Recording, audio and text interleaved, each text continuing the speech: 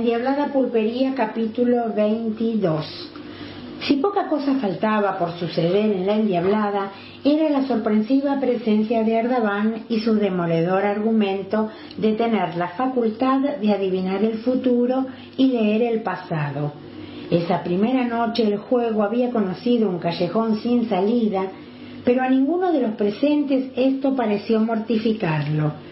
La ocasión tenía avisos de irrepetible, por lo que todos intentaron saber un poco más de la enigmática figura, prestándose a escuchar sus historias y predicciones con sumo interés.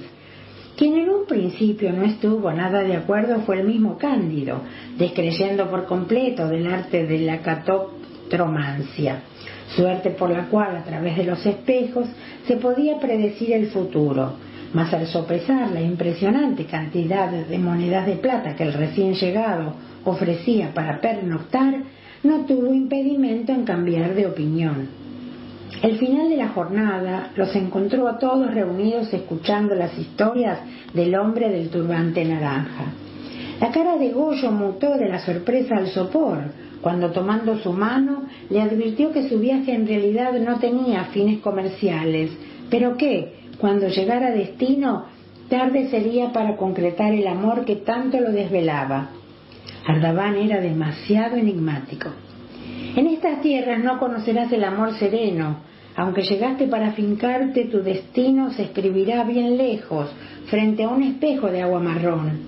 Hay un motivo secreto, una necesidad de que algo sea develado, lo que te ha hecho cruzar el mar. Felipe lo miró en silencio. Él sabía mejor que nadie que su destino no era permanecer allí para siempre. Algo hubo que lo consintió. Era cierto que en su corazón existía una necesidad imperiosa que lo había llevado junto a su tío. Cuando estuvo frente a Cáceres, primero lo miró en profundidad a los ojos y luego repentinamente se los tapó, haciendo un ademán de negación. Todos los presentes se preocuparon. ¿Qué era tan terrible que el adivino no quería comunicarlo? Dentro de la casa, las mujeres habían sido enclaustradas por Cándido.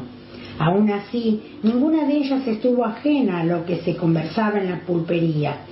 Estrella indicaba a Segismundo que saliera al salón. Le urgía poder escuchar parte de lo que exponía el visitante. Con seguridad estaba deseosa de conocer si este nuevo personaje, salido de la noche, no tenía en su cofre, donde guardaba las verdades, alguna que le correspondiera. Te he dicho que no quiere que salgamos. ¿Por qué te gusta tanto hacerlo enojar? El razonamiento de Pura tenía mucho asidero, pero ella necesitaba saber qué era lo que estaba diciendo. Segismundo se marchó de la cocina, pero a diferencia de lo que ella le había pedido, rumbió hacia donde el carromato estaba estacionado. Tenía intriga de saber qué estaban haciendo el enano y las hermosas muchachas. Los caballos cocearon cuando lo vieron acercarse. El hombrecito se precipitó para interponerse entre el joven y los animales. Desde sus pequeños labios murmuró al aire frases precisas, tajantes, que tuvieron la virtud de calmarlos. Segismundo no se inmutó al escucharlas. En ese momento las jóvenes ejercían sobre él un interés mayor. Las observó sentadas sobre un largo banco al costado del carromato, bebiendo un jarro de té. Sorprendidas, cruzaron una mirada con Segismundo, pero al estar impedidas de decir palabra alguna, redondearon la situación sonriendo picaronamente. Si alguien sobraba sobre ese escenario era él, por lo que sin decir nada se volvió para la pulpería. Goyo, ahora recostado sobre su apero en un rincón del salón, se preparaba para esperar el alba. Partiría nuevamente. Cáceres se estaba despidiendo de los presentes y Cándido ahora compartía con Ardaban una de las mesas de la pulpería. Yo sé que usted no cree en mis palabras. El adivino conocía mejor que nadie en qué forma algunas personas eran reacias a dar por ciertas sus predicciones, pero su orgullo necesitaba que Cándido se rindiera. ¿Qué le cuesta aceptar mi reto? Usted no pierde nada, insistió. Cándido midió con excesiva cautela las palabras del hombre vestido de sedas multicolores. Era verdad, nada tenía que perder, pero lo que lo intimidaba era tener que subir al carromato y ubicarse frente al espejo. Finalmente se dignó plantear su postura. «Subiré al carromato, pero sepa que nada de lo que usted me diga puede interferir en mi vida». Los dos hombres caminaron hacia el carromato. Una vez frente a la escalera que lo llevaría a su interior, Cándido tuvo un sentimiento de duda. Sin embargo, si hasta allí había llegado, no tenía más remedio que continuar. Una vez dentro se vio reflejado de cuerpo entero en el gran espejo que ocupaba el fondo del carromato. Al tiempo que el pulpero recorría con su vista cada rincón, mayor interés depositaba en el espejo en sí. Parado frente a él, creyó perder la noción del tiempo. Sus ojos abandonaron la visión de lo real y repentinamente vieron círculos encadenados, como si mirara el sol de frente. Enceguecido se prestó a escuchar. Ardaban tomó asiento junto a él. Los minutos se sucedían y ninguna palabra brotaba desde su boca carnosa. Finalmente, revelando un don que nacía en él como las aguas urgentes, comenzó a leer lo que la imagen del espejo le decía. «Sufres mucho. Sufres cuando otros se acercan para percibir el perfume de la flor predilecta de tu jardín. Pero tu flor no será de nadie más. Tu flor está germinando y los pájaros le escaparán. Piensas en marchar lejos con ella, pero no será posible. Alguien irá con ustedes, aún contra tu gusto. Aunque tú lo sabes, ella solo ama los ojos de la noche. No será tuya ni de nadie. Te engañarán. Ni tu hijo te podrá salvar». Cuando dijo esto, fue interrumpido por Cándido, quien creía haberlo sorprendido en algo que no era cierto. «Yo no tengo hijo. Mi pequeño no hacía referencia al angelito. Te menciono al adulto, a ese que concebiste en tu tierra de origen».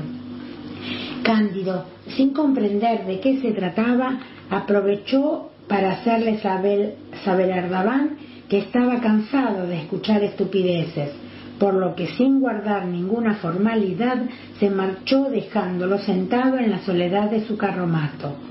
Afuera, la noche cubría todo con un manto oscuro. Un aire frío gambeteaba en medio de las precarias edificaciones, emitiendo un funesto silbido. Cándido escuchó sus propios pasos sobre la tierra. Una pequeña luz subía desde el sótano. Con seguridad Estrella estaba aún despierta. Un sudor conocido trepó por su vientre y se suicidó en la cavidad de su boca. «India, cuánto tiempo sin poder disfrutarte», pensó. Cuando Estrella lo vio parado en la puerta, supo que nada bueno se avecinaba. Tendría una vez más que soportar su abuso, sentir su asqueroso aliento. Al otro día, muy temprano aún, cuando el rocío de la mañana lo cubría todo, el enano alistó los caballos y luego de una secuencia interminable de subidas y bajadas al interior del carromato, con seguridad para recibir indicaciones de Ardaban, partieron. Atrás quedaron sus palabras y el fundamento que éstas podían tener. El único testigo de esta partida fue Segismundo, quien hubiera dado todo con tal de escuchar algo respecto de su próxima suerte. Cuando el carromato pasó frente a él, los caballos interrumpieron su marcha. Cómplices de las profecías de su amo, permitieron que Ardaban se asomara. «El que llega trae tu fortuna, descuida», gritó, «serás recompensado, te tendrán en cuenta al momento de repartir». Una vez que dijo esto, con la misma gracia con la que se había asomado, se ocultó, y los caballos emprendieron su marcha.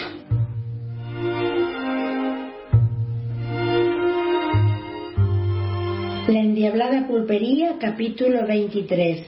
Los meses transcurrían con el rigor de los granos de un reloj de arena, constantes y precisos, según los planes de Cándido. Cuando llegara el mes de noviembre, allí podría escribir su nueva historia, al marchar para los pagos de Mercedes. Sin embargo, los hechos acaecidos en el último tiempo lo habían ubicado en un plano de severa desconfianza. Primero la irrupción de su sobrino Felipe y luego la aparición del enamorado de Estrella, el indio Braulio. Todo se complicaba de forma no prevista. Conocedor de la partida de los extraños, caminaba sin rumbo frente a la pulpería, tratando de ordenar sus pensamientos. Un repentino cansancio, escondido mucho tiempo detrás de su orgullo, pareció dominarlo de pronto.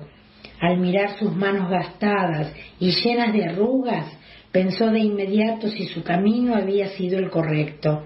¿Dónde había quedado su Asturias natal, su terruño encantado, donde él, integrante de una pequeña comunidad de labradores, vivía día a día la gloria de su pequeña pero dichosa existencia? ¿Qué hambre desmedida lo había catapultado a estas tierras de constante progreso pero repletas de barbarie? ¿Qué paloma caprichosa había oficiado de mensajera, llevando en su pico un legado que ni él ni nadie podía cumplir? Todos sus pensamientos y recuerdos se trastocaban, obligándolo a consentir que con seguridad el núcleo de su rumbo se había convertido en espuma de aguas turbulentas. Cuando aquella mañana sombría del mes de mayo descendió del vapor, albergaba sueños altamente ponderables, pero ignoraba que ellos no llegarían a concretarse. Una nebulosa gris se estacionó sobre sus recuerdos, permitiendo que su hermana descendiera ataviada para la ocasión desde una carroza negra. Ningún color tenía el atrevimiento de asomarse. El negro y la calamidad la poseían. ¿Quién se había robado sus anhelos, sus sueños? ¿Qué significaba la presencia casi permanente del recuerdo de esa hermana suya? Un sabor amargo como la hiel descendió por su garganta. La vida lo estaba desafiando. No le quedaban dudas, pero ella no sabía que dentro de ese rudo corazón aún reverberaba una luz encendida. No había nacido quien pudiera convertirlo en una mecha humeante. Cándido, atrapado en un tío vivo de incontrolable conducta, incapaz de poner fin a los reclamos de su conciencia y encaminarse hacia la tierra prometida, tembló como una hoja en medio del aguacero. Sudado e indefenso, se desplomó, al igual que un gigante abatido. Desde una de las mesas, un mulato abrazado a su botella de grapa lo miró, despreocupadamente. Él mismo se recordaba tirado en el suelo tantas veces que en la oportunidad nada le pareció extraño. Afuera, en medio del predio, un enorme tronco de madera con una cuchilla clavada en su centro anunciaba que el mediodía iba acercándose. Pronto serían las 12. En ese momento encontraron el cuerpo del pulpero con su pulso apenas perceptible. Felipe, quien recién llegado de uno de los galpones y a los gritos, pedía ayuda al resto de la familia. «Estrella, Segismundo, vengan rápido». Muy a pesar de la rapidez con que ellos acudieron, su cuerpo parecía inerte. Estrella se arrodilló y levantándole los párpados creyó saber el origen del mal del pulpero, pero entendió que no le correspondía a ella comunicarles semejante desgracia al sobrino. Bien sabía de qué forma una sola enfermedad podía haberse llevado el alma de Cándido tan lejos. Con seguridad allí estaba la mano de Braulio. Aunque eso le decía su intuición, tuvo que callarse. Nadie le importaba que él estuviese tirado en el piso, confundiéndose con la tierra. El momento de su revancha parecía haber llegado.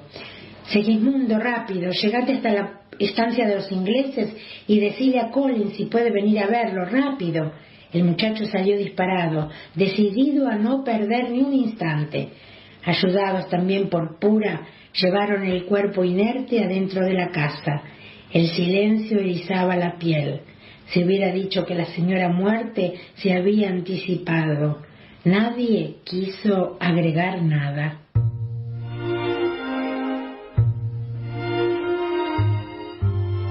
La endiablada pulpería, capítulo 24. No era la primera vez que se pedía la presencia de Collins. El irlandés era el dueño de la estancia La Mabel, propiedad donde se levantaba la pulpería. Tenía unos 50 años y era padre de familia, además de correctísima persona, respetada por el propio Cándido. Médico rural, ahora devenido en hacendado, recordaba muy bien los primeros pasos en la profesión en Irlanda. Cuando llegó a estas tierras del oeste, su único sueño era aumentar el capital de sus arcas. Sin embargo, inevitablemente, muy a su pesar, siguió desempeñándose como médico. Cuando Segismundo llegó a la estancia, fue recibido por un grupo de perros de raza Beagles que salieron a rodear su caballo. Los animales, extrañados por la figura del muchacho, ante su retumbante grito de ¡fuera!, salieron disparados. La visión que tuvo desde el lomo del caballo le planteó un mundo muy distinto al que ellos vivían. Los canteros repletos de plantas y flores daban marco a la casa formando un jardín como él nunca había visto. Se lanzó desde el caballo ante la mirada atónita de una de las criadas que salió a recibirlo, porque la dueña de casa jamás lo hacía. Habitaba nuestro suelo desde tiempo pero ella exclusivamente se manejaba con el idioma de su país de origen, por lo que encomendaba a una de sus criadas el trabajo de recibir a las visitas. ¿Qué querés?, preguntó la mujer. El patrón está ocupado, mamá Flora está pariendo, doctor está con ella. Sus explicaciones parecían no tener fin. Suerte mezquina la suya, pensó. Tendría que regresar a la pulpería sin buenas nuevas. Recién cuando el parto terminara, el gringo podría llegarse hasta la casa. Subido nuevamente a su tobiano, emprendió el camino de regreso. Cuando llegó al límite que demarcaba el final del jardín, el muchacho recapacitó sobre la forma tan diferente que los gringos tenían de vivir, siempre cuidando todos esos detalles que marcaban la diferencia y los separaban de esos lugareños. El chasquido de su rebenque en el anca del animal hizo que éste saliera disparado como una flecha. El sol se desplomaba sobre su figura de junco y una brisa suave lo envolvió atiborrando su olfato de perfume a tierra. Sus pensamientos comenzaron una alocada maratón. ¿Era este el final de Cándido? ¿Lograría él su ansiada libertad? ¿Habría llegado el momento de tomar la gran determinación de su vida? El pensamiento de volver a la toldería ya no lo encandilaba, pero con los blancos sabía que no se sentía cómodo. Sobre las ramas de un árbol seco, unos aguiluchos presenciaban su paso. Avanzó debajo de ellos, enfrentándolos con su mirada. Como respuesta, uno de los pájaros se lanzó en vuelo sobre su cabeza. «¡Salí de acá, pues!». Cuando estuvo de regreso en la pulpería, nada había cambiado. Una bandada de chillonas cotorras cruzó el espacio con urgencia desconocida para los humanos, pero que produjeron en el espíritu de Segismundo un hondo malestar. Lo asaltó una duda, retrotrayéndolo al momento en que Cándido había encontrado el escondite de su nueva distracción. Poco después de hallar al charabón, el muchacho supo a ciencia cierta que, en la propiedad, solo la palabra de Cándido tenía validez. Cuando el pulpero descubrió la presencia de la cría de avestruz, escondida por él en los galpones, ningún argumento sirvió para hacerlo entrar en razón. Su macabra idea de llevar a la presa a la olla no tardó en concretarse. Ni los ruegos de Felipe o de Pura fueron suficientes. La orden estaba impartida y a pesar de que ninguno se atrevió a ponerlo dentro de la tiznada cacerola, el pobre animalito no tuvo peor destino que ser comida por el propio Cándido. Manjar que, como era de esperar, no fue aprovechado por el resto de la familia. Pero que había sido rico, se lo tengo que agradecer a tu festejante con seguridad. Bueno, a él no creo porque lo envié para el otro mundo, pero le agradezco al mentor de tan gloriosa idea. El resto de los comensales se miraron, incapaces de tragar un poco de sopa que tenían en sus bocas. Todos, sin distinción, lo odiaron a más no poder, no entendiendo cuál era la culpa del pobre pichón.